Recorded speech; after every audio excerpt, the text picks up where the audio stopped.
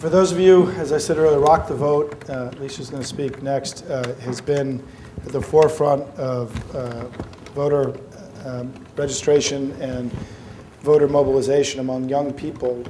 What's happening now is that this institution was built some time ago, I mean, probably 15, 20 years ago. 1990. 1990. We're turning 18. Turning 18. Yeah. Hitting late adolescence, I guess, is now becoming, through the new tools that are developing and the size of this young generation, has really emerged as what will be a very critical actor in this election. And we're really glad you were able to be here with us. You're going to have to talk for a few more minutes. I'll filibuster a little bit more.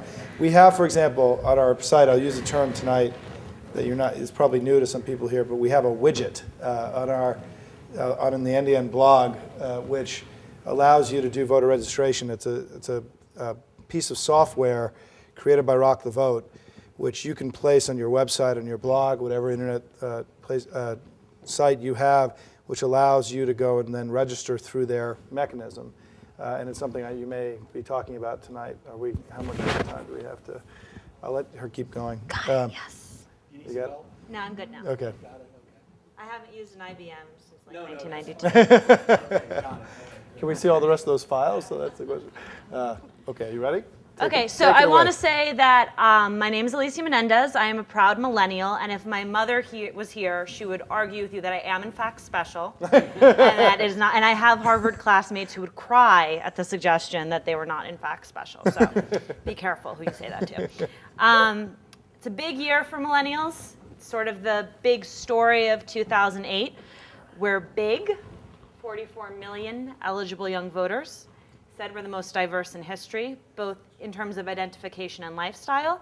We're engaged in our communities, we're volunteering, we're increasingly politically active and engaged, progressive, both on a local level and on an international level, which I think is interesting, that people are following what's going on in their local communities as much as they're following what's going on abroad. But this is not entirely new to 2008. I don't think anyone here has suggested that, though I do think the media sort of missed the message on this, which is that turnout has been going up over the course of the last 8 years. In 2004, we had 20.1 million 18 to 29-year-olds vote, so that's a 4.3 million jump over 2000. And then in 2006, which is an off cycle, so you wouldn't necessarily expect the increase, there was an increase of 2 million over 2002 levels. So both years significant. This year, we're going to see blow those 2 years out of the water. And it's really specific cohorts that are driving this. Young women, very young women are driving it. 11.5% was the jump from 2000 to 2004. And then with the larger cohort of young women, 18 to 29-year-olds, there was a jump of 10 points. African Americans are by and far the demo that is pushing this. Youngest African Americans, 18 to 24, increased turnout 11.1%. Under 30 African Americans, turnout grew by 7 points. Latinos, which is particularly interesting, is a little slower. But this year, every month, 50,000 Latinos will turn 18 and become eligible to vote. And what makes us different than our parents and our grandparents is that most of us just need to turn 18. We don't need to be naturalized. We don't need to become citizens. So there's just this huge group of people that's going to become eligible to vote. You're going to notice it specifically in Texas and in California.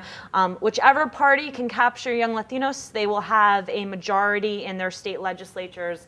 Their governors will be members of that party for the next 20 to 30 years. So it's a significant demo to watch.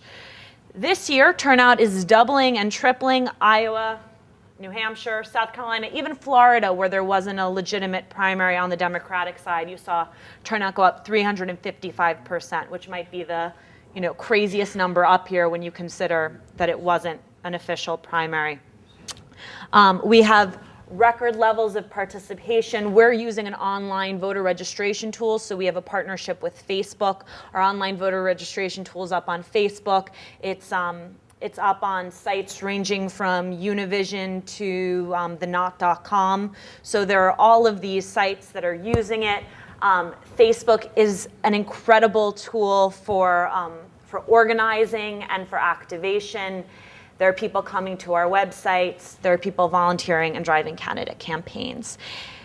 And it's all part of the same thing, which is you have this super engaged generation. Campaigns are realizing how engaged they are, so they're actually using messaging and talking to this generation, and not just using messaging that works, but talking to them where they are, using MySpace, using YouTube, using Facebook, such that they're only more involved than they have ever been before. And a hot race does not hurt. So this is an engaged generation. All of these statistics talk about how interested we are in local politics and national affairs. And I think my favorite of these is the bottom one, which is that 50% of 18 to 29-year-olds in a Rasmussen report say they are passionate and deeply committed to a particular presidential candidate, which means that a large part of this does have to do with the candidates. I will say, though, that all three of the remaining candidates, McCain, Obama, and Clinton, have high net favorables with the youth electorate, which is interesting. In many ways, John McCain is the best thing that could have happened to the Republican Party with this demo when it comes to the election.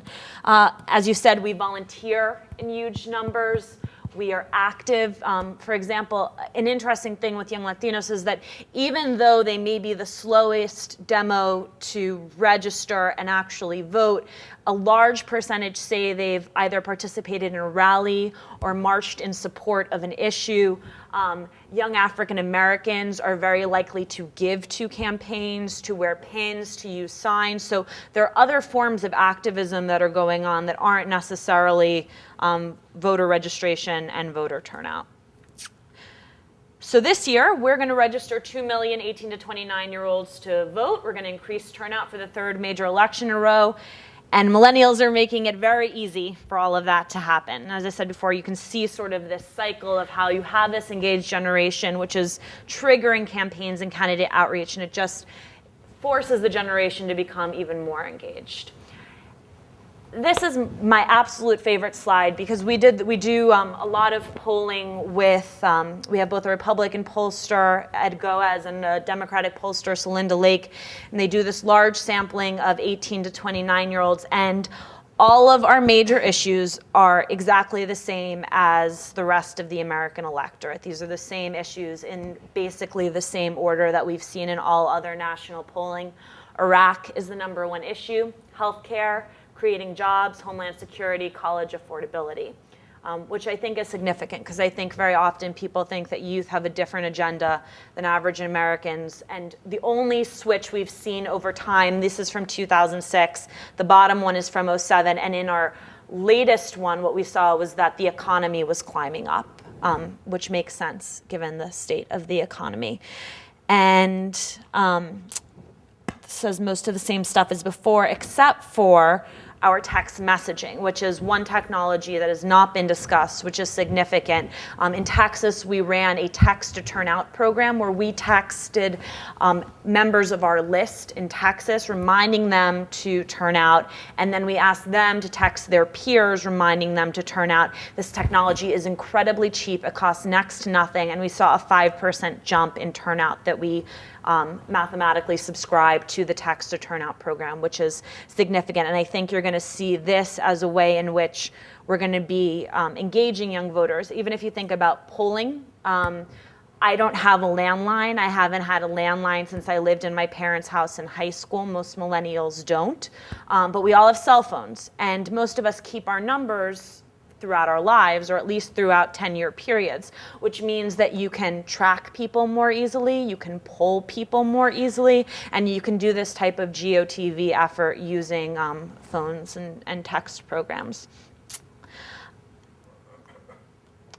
That's more or less it. The one thing I would say that I think is this big question mark in people's minds is if Barack Obama is not the nominee, then will young people still turn out? And I think that is easily answered looking at the numbers from 2000, 2002, 2004, 2006, which is that this is a group that continues to come out. They continue to come out in larger numbers than ever before. And we will continue to see that increase regardless of who the Democratic nominee is. I won't say that we will see the same increase regardless of who the nominee is, but it certainly has to do more with progressive values, with political attitudes than it does to a specific candidate. So, that's it. Thank you, Alicia.